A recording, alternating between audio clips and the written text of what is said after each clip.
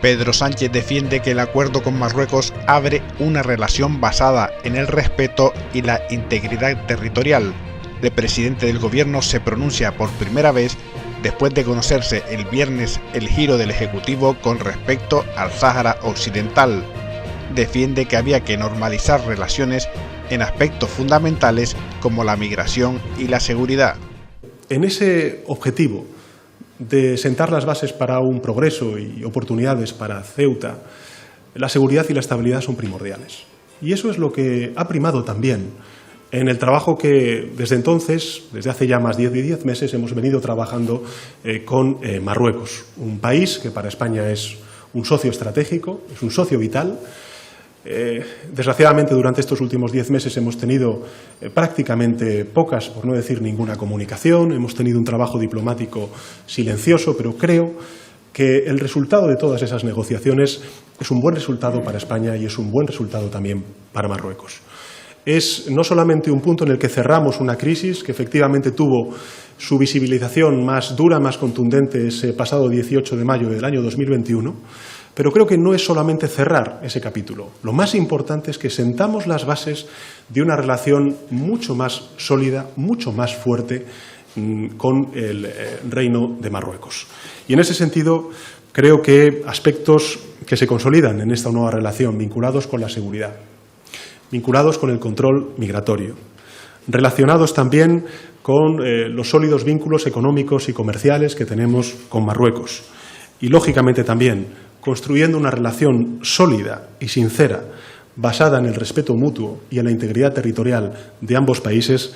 A mí me parece que es una extraordinaria noticia para España y también para Marruecos.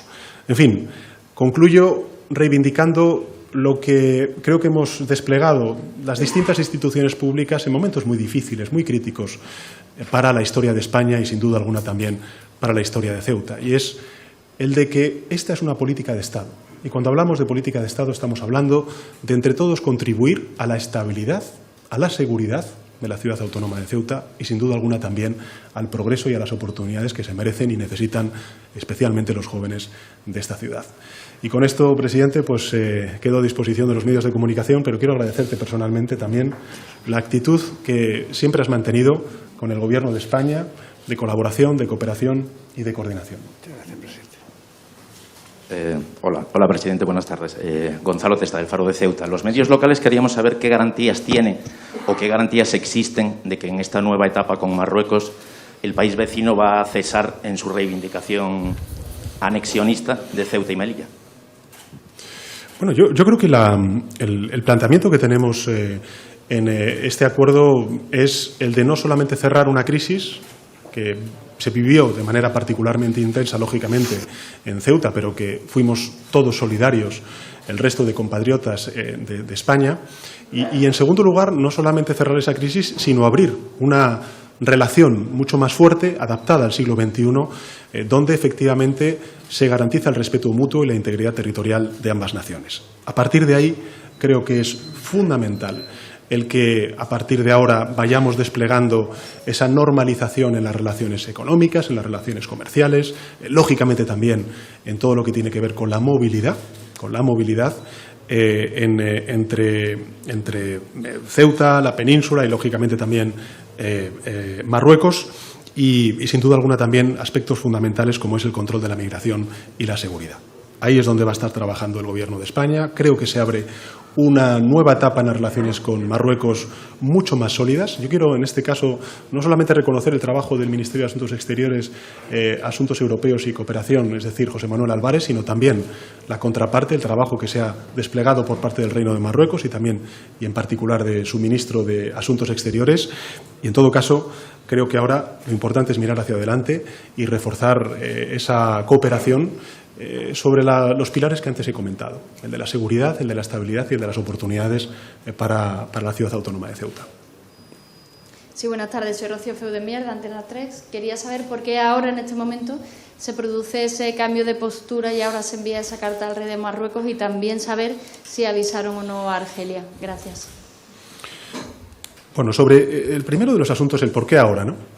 Yo creo que nunca es tarde si se produce un buen acuerdo para ambos países. Somos un país que tenemos unas relaciones con Marruecos que trascienden el ámbito de la seguridad, siendo importante el ámbito de la seguridad, que entran de lleno en el control de los flujos migratorios, sin duda alguna, pero también hay que recordar que Marruecos para España es un socio estratégico en el ámbito económico y comercial. Estamos hablando de que es nuestro tercer socio comercial fuera de la Unión Europea, que tenemos más de 17.000 empresas localizadas en Marruecos.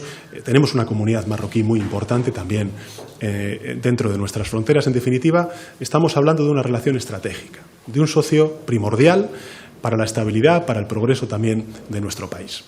Por tanto, desde el punto de vista del cuándo, nunca es tarde si la dicha es buena. Y creo que este es un buen acuerdo precisamente para ambos países. En segundo lugar, cuando estamos hablando de esas relaciones entre Marruecos y España, creo que lo importante para los ciudadanos españoles es que vean que su gobierno, el gobierno de España, desde hace 10 meses era consciente de que teníamos una situación absolutamente insostenible con un país estratégico como es Marruecos para España y que no era sostenible el tener unas relaciones cortadas desde el punto de vista político, diplomático e incluso también económico. Y por tanto el Gobierno de España lo que ha hecho de manera diplomática, silente, ha sido tratar de ir resolviendo aquellas dudas, aquellas cuestiones que se hubieran podido suscitar por parte de las distintas partes para poder llegar a un acuerdo que es bueno para ambos países. Por tanto, había un problema que era necesario resolver. El Gobierno de España ha estado trabajando durante todos estos meses desde el plano diplomático precisamente para poder lograr un acuerdo que, insisto, es positivo para ambas partes.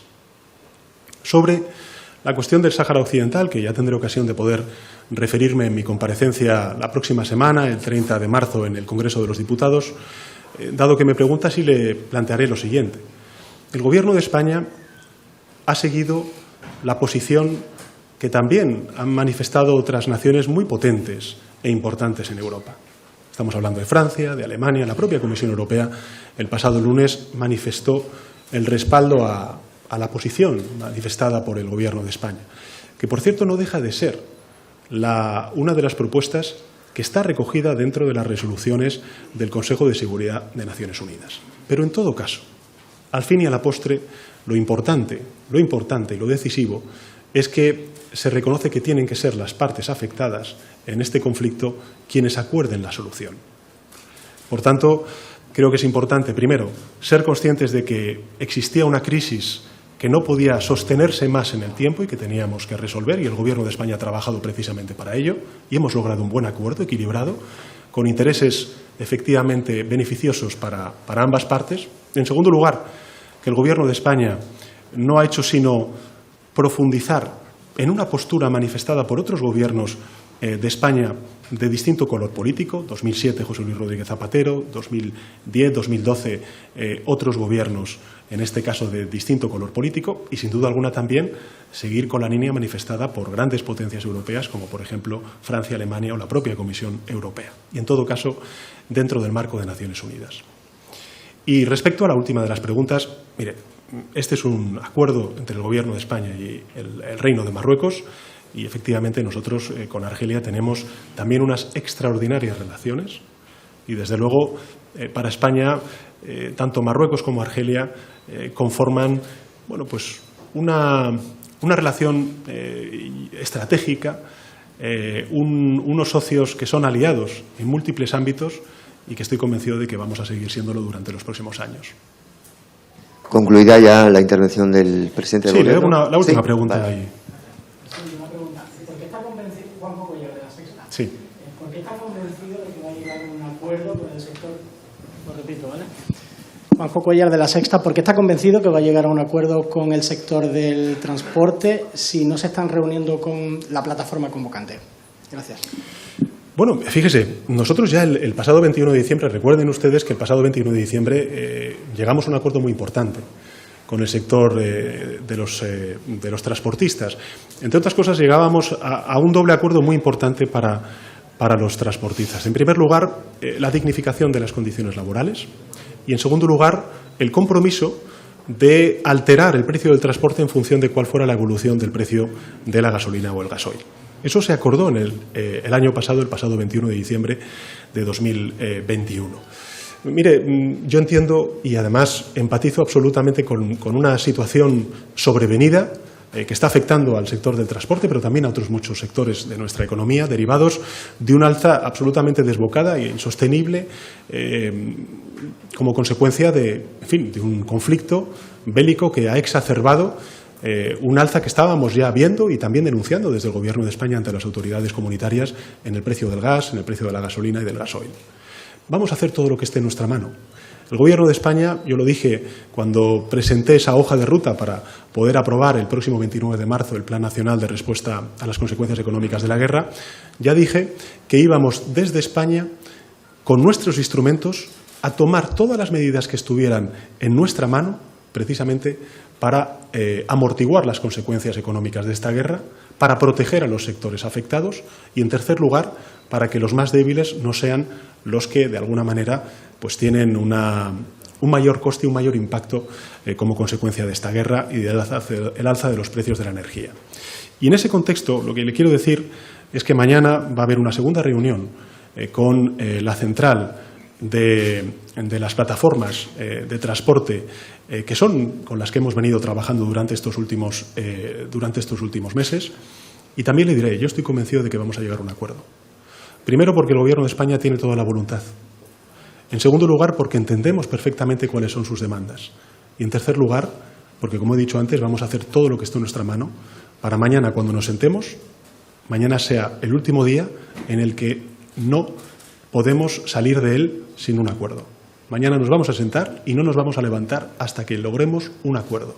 Un acuerdo que sea posible, factible por parte de las autoridades españolas, lógicamente, y sostenible desde el punto de vista financiero. Yo creo que se puede lograr y, sobre todo, que esté adaptado a las necesidades y a las urgencias de un sector tan importante para nuestro país como es el sector de los transportes. Con lo cual, máxima empatía, máxima actitud de diálogo y, sin duda alguna, en este contexto tan difícil, primero la pandemia, ahora una guerra, con una crisis de refugiados que lleva por más de 3 millones de refugiados en Europa, con las consecuencias económicas, ahora que estábamos viendo precisamente una recuperación económica y del empleo en nuestro país y en el continente, el Gobierno de España va a estar de nuevo ahí y va a dar todas las respuestas con la mayor de las contundencias para que el sector del transporte y otros sectores afectados se vean lo menos dañados precisamente por una guerra y unas consecuencias que desde luego no ha buscado Europa, no ha querido España y desde luego si alguien menos quiere es el pueblo ucraniano, del cual tenemos que acordarnos todos los días porque está haciendo un ejercicio de entereza, de lucha por su libertad, por su soberanía, y creo que no tenemos que perder tampoco esa perspectiva. Estamos sufriendo una guerra a las puertas de Europa, algo que no ocurría desde la Segunda Guerra Mundial. Tenemos que ser conscientes de lo que nos estamos jugando como Europa. Y, por tanto, si el Gobierno de España es un gobierno que se ha demostrado y se ha mostrado solidario con el pueblo ucraniano, construyendo una unidad en Europa, es importante también que esa unidad la construyamos a escala nacional, primero para dar respuesta a esa crisis de refugiados, en segundo lugar para condenar la guerra de Putin en Ucrania, en tercer lugar para solidarizarnos con los refugiados que están llegando ya a España y, por último lugar, para que entre todas las fuerzas políticas, todas las administraciones y también los agentes sociales y los sectores afectados podamos construir un acuerdo de país que garantice la confianza, la tranquilidad y la certidumbre a los ciudadanos que ven cómo, aún sin salir de la pandemia, pues nos sobreviene una guerra que nadie ha buscado salvo una persona, que es Vladimir Putin. Y en ese sentido yo quisiera de nuevo, como he dicho al principio de mi intervención, agradecer la cooperación de todas las instituciones públicas y, en particular, hoy que estoy en la Ciudad Autónoma de Ceuta, pues lógicamente a su Gobierno, porque en las conferencias de presidentes siempre he apreciado la actitud constructiva de su presidente, Juan Jesús Vivas. Muchísimas gracias. Presidente, muchísimas gracias. Muchas gracias.